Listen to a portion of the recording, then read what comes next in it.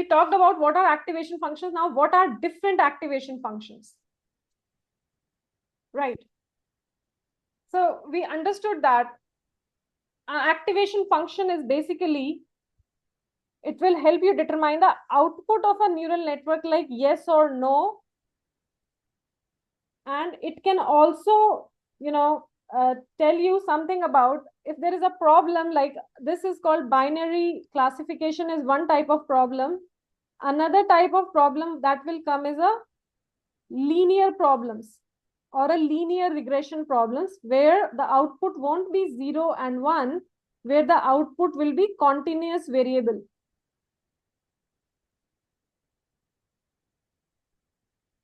So depending upon the problem you have, continuous variable would mean that I have now a problem where, for example, I am predicting the price of the house. Now for predicting the price of the house, answer is not in 0 and 1.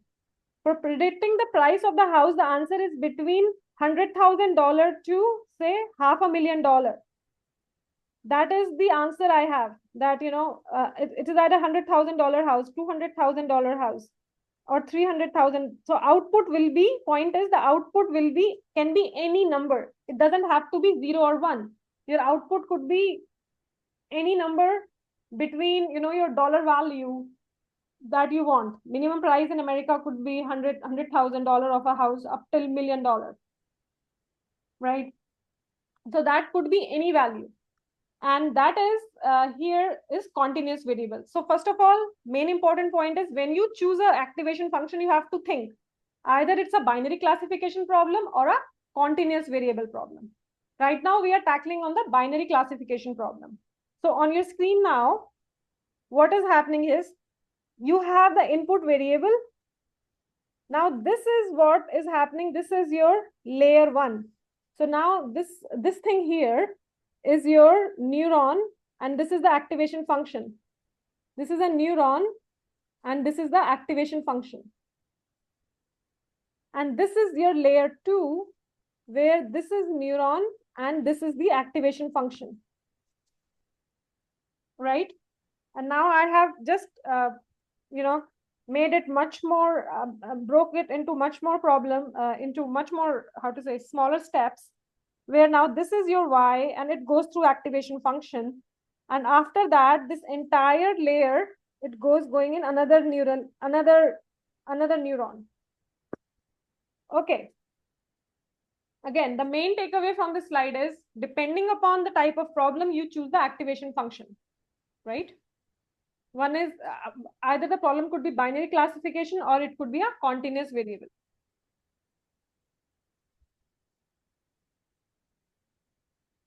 Okay, let us now see. Our problem was like this, right? And I applied sigmoid on this. Imagine, had I applied linear on this, now it could be linear Y. Then this output, it would have become an output like this, because a linear activation function is fx is equals to x. That means whatever input you give, it gives you the same output. This is how a linear function looks like, that your input is -6, your output is -6. -4, my output is -4. Your input is -2, your output is -2. Linear function is like this. And it goes from -infinity to infinity. Now, if I would have applied this here, so this function is very good when you have, house pricing problem, or wherever we have continuous variable. If I have applied this function here, now you look, -0.288 would have also been like -0.288. Here, this was it, and the answer here would be -0.288. 0.288. Similarly, your 0.402 will be only 0.402, right? Or -0.128 would have been -0.128. Now, so you put it in your neuron. Neuron does this calculation of Y. Finally, it goes into the activation function. Now, when it goes into the activation function, this is the output 0.288402 minus 0.128, 0.348, 0.159. That means whatever input I give, the output is same. Now, finally, your curve, it looks like the curve on here that you have on the screen. Now, this is the curve it looks like.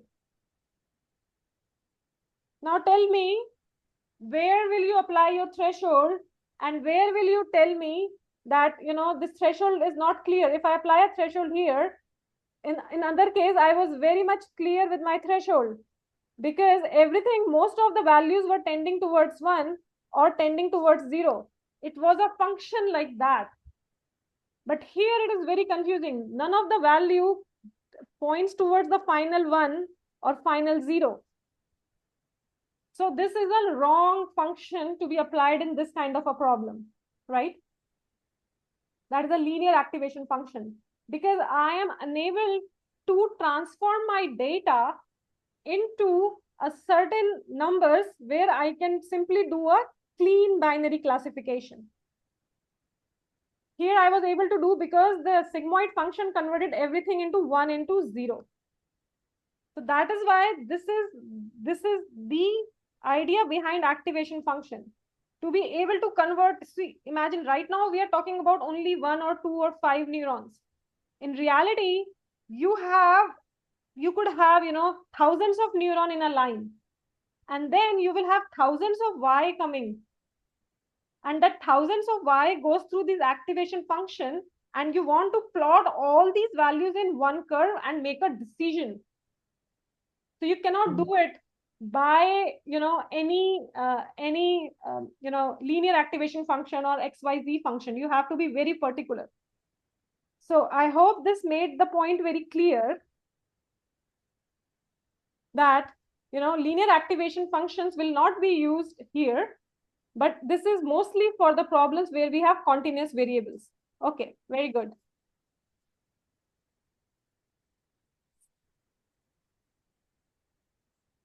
So that's why we chose a function called sigmoid or logistic activation function. So now you see on the screen, and when you think like what is sigmoid or activation function, so the formula that you just have to know very, very, like, from just like a little bit idea, it is something that is an exponential minus z here,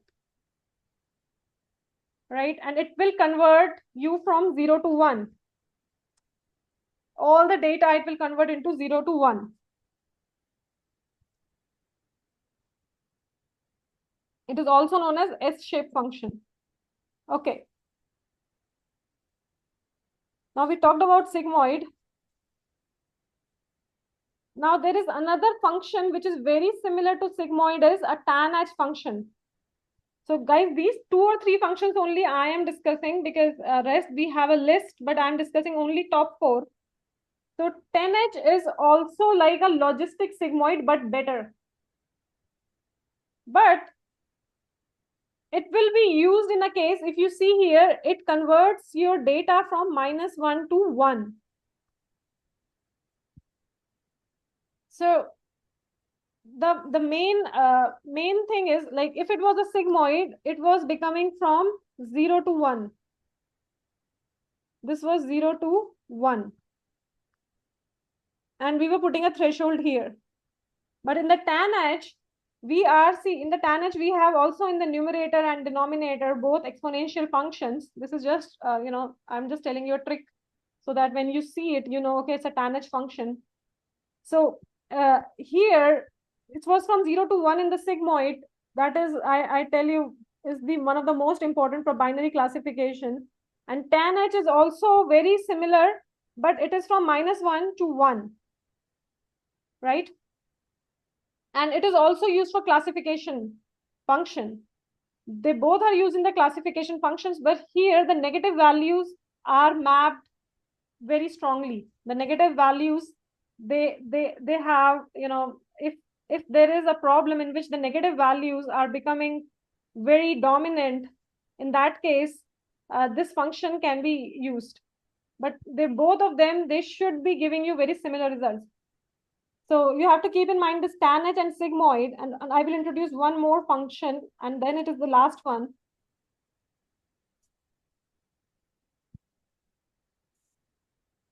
Now, one of the functions that you also we have in the code is called ReLU. Now, what is a ReLU? ReLU, if you remember in the beginning slide, I showed you this function, rectified linear unit. What does this mean? It means 0 to z. So, take the maximum from 0 to z. That means the problem that we had, I showed you in the past, that is this problem.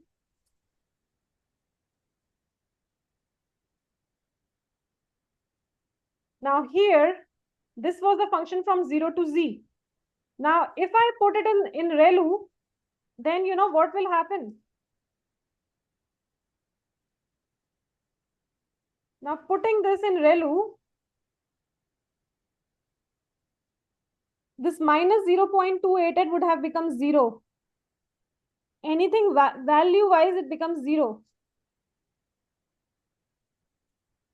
Anything negative becomes 0 in ReLU. But positive remains positive. So the function looks like, if you go to the ReLU, so ReLU is your maximum of 0 to z. That means anything you put negative, it will become 0. And anything you become, you make it, the positive numbers become positive. So guys, the idea was when they designed this ReLU, that all the positive weights should be given more importance, and all the negative y's, they should just become 0. That was the idea. But you see here the difference between sigmoid and ReLU. So your data, which looks like this now, it would have looked like this. Then again, there was a problem in decision making, and there is also a problem of vanishing gradient, and you will come across this term again and again when you do your AI problems. That is a problem of vanishing gradient. Now, what is this problem of vanishing gradient is that if everything becomes 0 here, then your model stops to learn, right? So here your model will learn, because if everything has become 0, then the weights has already, that your weights by your parameter, that is dw, dy by dw is becoming 0, and it would not move. So look at this curve and look at this curve here. So this is the main drawback, that a negative input given to the ReLU activation functions turns the value into 0 immediately in the graph, which in turn affects the result by not mapping the negative values appropriately. So this is where the ReLU is not good, but you will use it. I will tell you why. So guys, what scientists did was, to solve this problem of ReLU, they created a function called Leaky ReLU. Now, what is this function Leaky ReLU is? So for example, in your ReLU, you had a function that worked like this. That means any positive value remains positive. That means if you have 1 here, it will also, the output would be 1. If you give 2, the output will be 2. However, when there is a negative value, whatever the negative value of y was there, the negative value of y was there, your function becomes 0. So this thing will always become 0 with whatever value of fy of y negative you have. So this was the ReLU, but in Leaky ReLU, this thing where you have your y as negative, they gave it a little, kind of a slope, this gave it this kind of a slope, that the negative y value will also be contributing to your entire function. So there you have this thing that it is not 0 but 0.01x,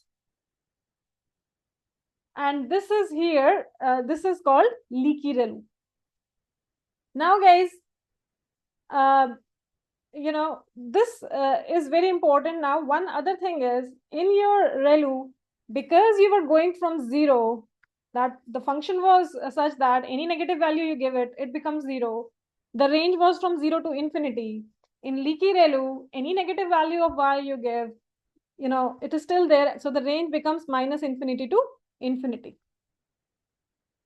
Now, this is your leaky ReLU, and ReLU, overall, leaky ReLU solves this problem of vanishing gradient. And vanishing gradient will become more clear to you as you go to the section of gradient descent. Okay, this is good. Now, guys, what are the final takeaway from this activation function? I introduced you 2 or 3 activation functions today, and those are the important one.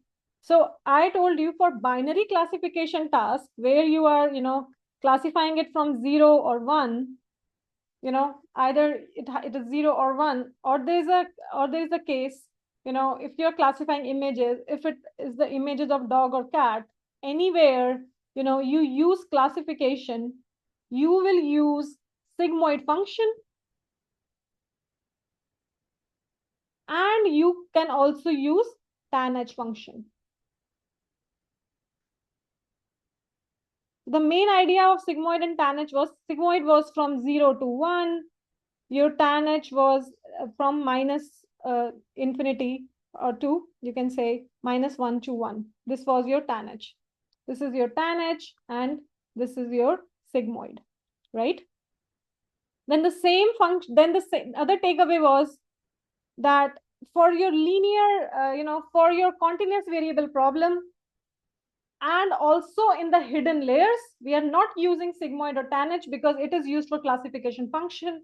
We are using either ReLU or leaky ReLU, and this is here that we use inside a continuous variable problem. In the continuous variable problem, we use leaky versus normal ReLU. This is a leaky ReLU versus normal ReLU.